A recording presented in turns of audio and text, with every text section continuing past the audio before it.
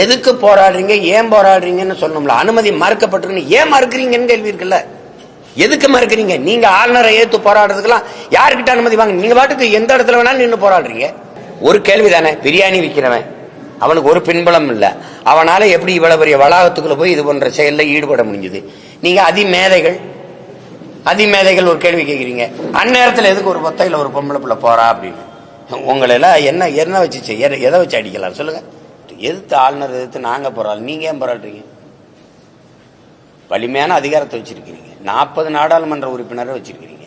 நாங்க வலிமையற்ற பிள்ளைகள் போராடுறோம், ஆளுநர் செஞ்சது தவறுன்னு. நீங்க ஏன் போராடுறீங்க? அப்ப அது மாதிரி அவங்க வந்தவங்களாவது விசாரிச்சோம், அந்த குற்றவாளி இது சொல்றாரு, இதுக்கு முன்னாடி வேலை செஞ்சிருக்காரு, அவரை கேட்டாதானே அந்த சார் யாருன்னு தெரியும். அப்புறம் இன்னும் நீங்க அவர் விசாரிக்கவே இல்லையா? அதானே. ஒவ்வொரு காலகட்டத்திலையும் இப்படி ஒரு கொடுந்துயரம் நிகழும், அதை எதிர்த்து நம்ம போராடுவோம்.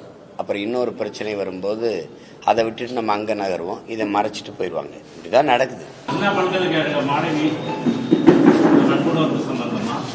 அதோடைய யார் இருந்த சார் அப்படின்னு கேட்கிறாங்க. அதோடைய முடிவு என்னவா இருக்கும்? முடிவு எட்டுமா எட்டாது உங்க பார்வைக்கு? எட்டணுங்கிறது எல்லாருடைய விருப்பம், என்னுடைய விருப்பம்.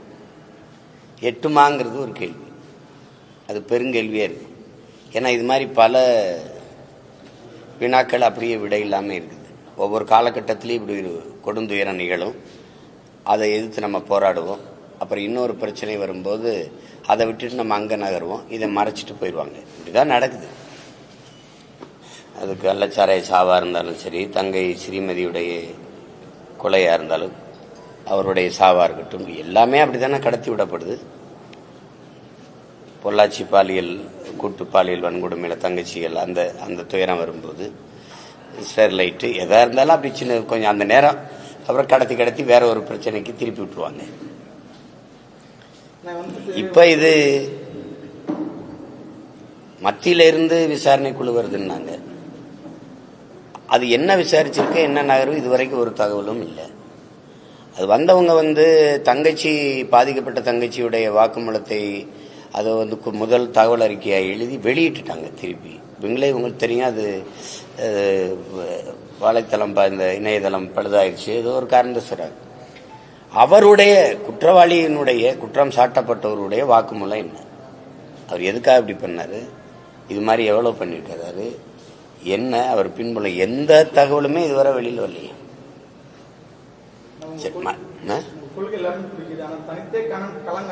அது இப்ப இருங்க, இப்ப இது முக்கியமா பேசிட்டு இருக்கிறல்ல. அப்ப அது மாதிரி அவங்க வந்தவங்களாவது விசாரிச்சோம், அந்த குற்றவாளி இது சொல்றாரு, இதுக்கு முன்னாடி வேலை செஞ்சிருக்காரு, அவரை கேட்டாதானே அந்த சார் யாருன்னு தெரியும். அப்புறம் இன்னும் நீங்க அவர் விசாரிக்கவே இல்லையா? அதானே. அப்ப அதனாலதான் இது ஒரு அப்படியே நீட்டிட்டு போகும்போது அது என்ன சொல்றது, ஒரு நகைச்சுவையா இருக்கு. யார் அந்த சார் எல்லாம் கேலியா பேசுற மாதிரி ஆயிடுது. அதுல இருக்கிற வலியும் வேதனையும் மறந்துட்டு அது கடந்து போற மாதிரி இருந்தது. இப்ப அதை விட தன்னெழுச்சியா மக்கள் மதுரையில் மேலூர்ல டங்ஷன் சுரங்கத்துக்கு எதிராக போராட தொடங்கிட்டாங்க. இப்ப அந்த பக்கம் திரும்புது கவனம்.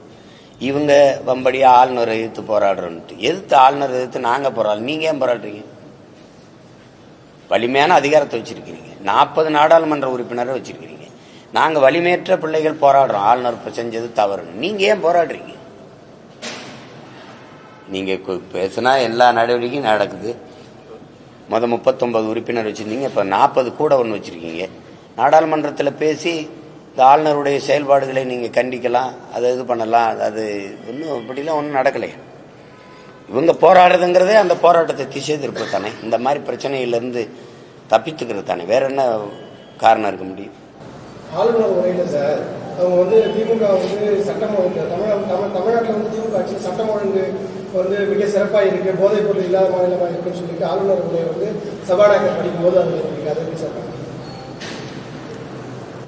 உங்களுக்கான உரையை நீங்களே எழுதிக்கிறீங்கன்னா எப்படி எழுதுவிய? சட்டம் ஒழுங்கு கொஞ்சம் சீர்கட்டுருச்சு, எங்கு பார்த்தாலும் பள்ளி கல்லூரி வழிபாட்டு தலங்கள்ல கூட போதைப் பொருட்கள் விற்கப்படுது, 24 மணி நேரமும் மதுக்கடைகள் திறந்து இருக்குது, அப்படி ஏதாவது நீங்க எழுதி படிச்சிருவீங்களா?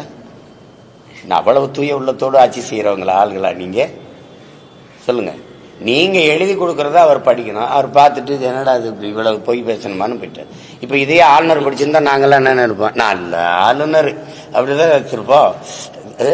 அவர் அதுக்கு திமுக சேர்ந்துடலான்னு தான் நினைப்போம். அப்ப அது இதை கேட்கும்போதே உங்களுக்கு ஒரு வேடிக்கை இருக்கிறதுனால தானே இது கேள்வியான்ட்ட எழுப்புறீங்க. சொல்லுங்க, உண்மையை சொல்லுங்க.